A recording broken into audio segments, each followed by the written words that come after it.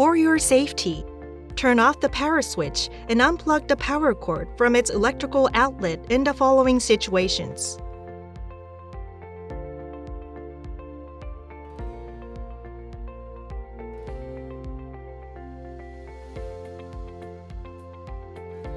Deactivating the upper knife.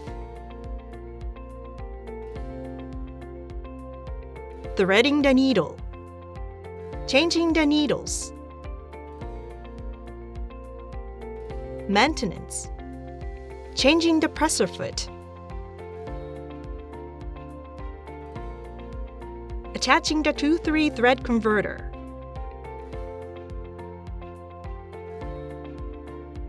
Opening the cloth plate.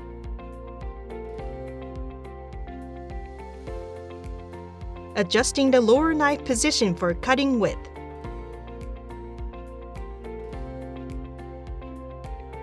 Attaching the electric power cord. Attaching the foot controller.